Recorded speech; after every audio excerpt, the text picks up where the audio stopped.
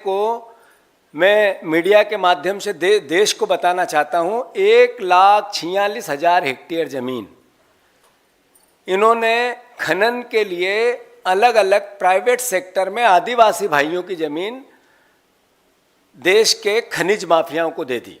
देश के खनिज माफियाओं को दे दी।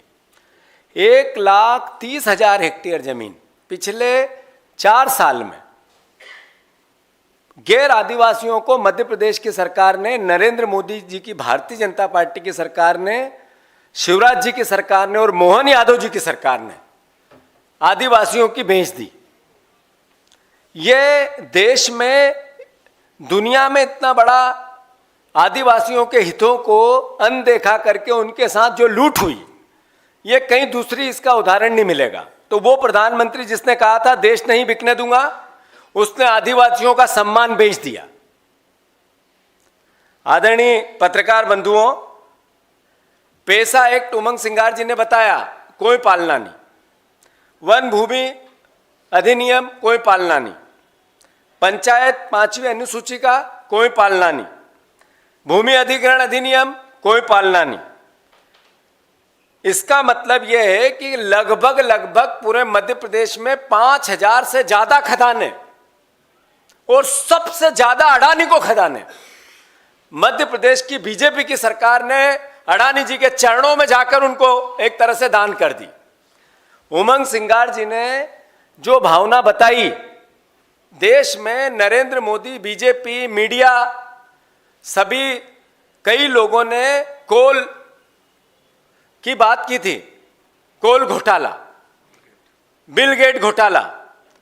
एक भी कोर्ट के माध्यम से कांग्रेस पार्टी का नेता, कांग्रेस पार्टी का विचार, उसकी सरकार कहीं भी उसके लिए दोषी नहीं पाई गई। प्रोपोगेंडा कितना था। विषय क्या है?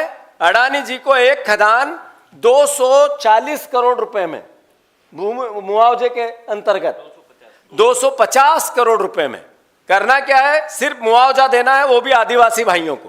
किस बात का? कि उनके घर का, उनकी अगर कोई पर्सनल जमीन है उसका। 2 तरह के मुआवजे, एक 4 लाख आदिवासी है इसलिए, और सामान्य को 16 लाख। अडानी जी के प्रतिनिधि कलेक्टर के साथ मिलकर जमीन की जो रेट होता है, जिसको निर्धारण होता है रेट का, वो रेट का निर्धारण जिसको हम बोलते हैं कि गाइडलाइन, वो निर्धारण सरकार ने नहीं की, अधिकारियों ने नहीं की, जनप्रतिनिधियों ने नहीं किया। किसने किया? अडानी के प्रतिनिधि ने किया। उसके फोटोग्राफ्स हैं, अभी आपको हम देते हैं। ऑफिशियल ऑर्डर है, ऑफिशियल के अडानी जी के प्रतिनिधि आओ अडानी कंपनी को, और वो बैठे और रेट डिसाइड करे। मतलब जिसको मुआवजा देना है वो ही डिसाइड करेगा कि आदिवासियों को क्या करूंगा मैं। शासन मौन। अब जिस तरीके के हालात हैं, मैंने जैसा कहा आप सबको कि सिंगरौली में लगभग 2008 में नया जिला बना। कहा था सिंगापुर बनाएंगे, भाषण थे उस समय के मुख्यमंत्री के। सिंगापुर नहीं बना, अडानी देश बना, जिसमें आम आदमी जा नहीं सकता है। अडानी के 10,000 एकड़ के देश में जनप्रतिनिधि नहीं जा सकते, मीडिया के लोग नहीं जा सकते, पुलिस प्रशासन का पहरा है। फिल्म में देखा आप लोगों ने, एक भी आदमी अगर जाएगा तो मुकदमा लग जाएगा। कई साथियों पर मुकदमे लगे, कई आदिवासी भाइयों पे मुकदमे लगे।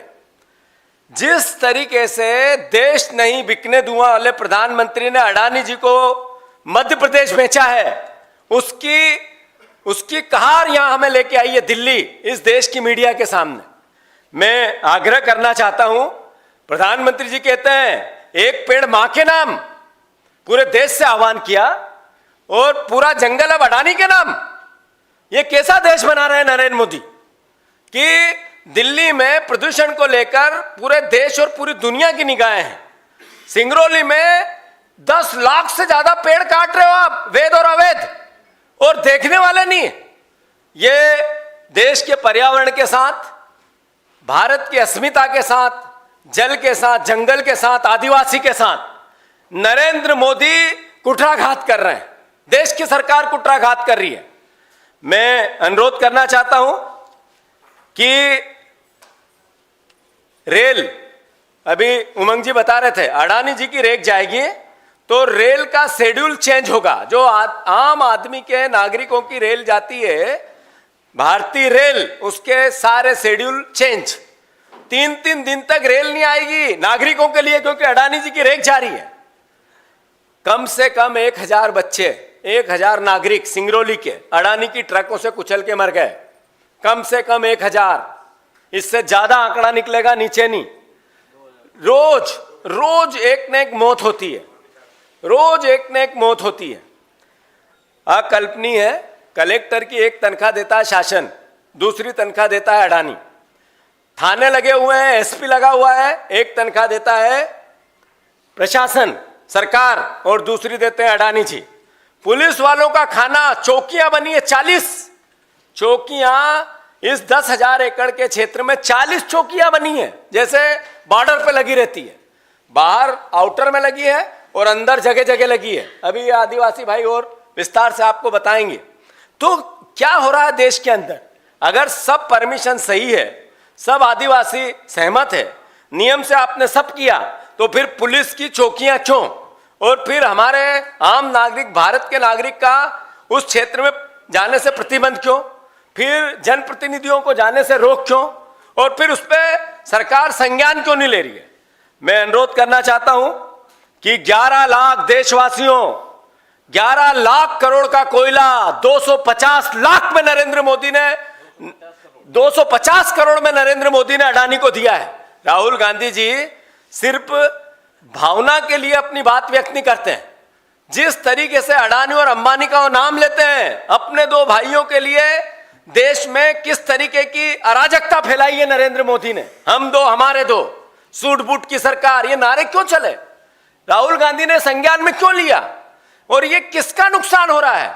ये आदिवासी संपदा आदिवासियों की छीनी जा रही है, सम्मान आदिवासियों का छीना जा रहा है, हमारे प्रदेश की संपत्ति छीनी जा रही है और भारत देश को अडानी को बेचा जा रहा है। ये इसका विरोध कांग्रेस पार्टी पूरी ताकत से करेगी। जैसा उमंग सिंगार जी ने कहा कि पूरी प्रशासन, पूरी सरकार, मोहन यादव, उससे पहले शिवराज सिंह चौहान लेटे हुए अडानी के कदमों में, तो कांग्रेस कैसे मौन रह सकती है? मैं आग्रह करना चाहता हूं, ये मैंने कहा जल, जंगल, जमीन और आदिवासी, इसकी रक्षा करने का दृढ़ संकल्प है कांग्रेस पार्टी का। आदरणीय हरीश चौधरी जी ने, कांग्रेस पार्टी ने संज्ञान में लेके ये फैक्ट फाइंड कमेटी बनाई। इस पूरे प्रोग्राम को चरणबद्ध तरीके से न्याय के लिए लड़ेगी कांग्रेस, आदिवासियों के साथ मिलकर लड़ेगी कांग्रेस।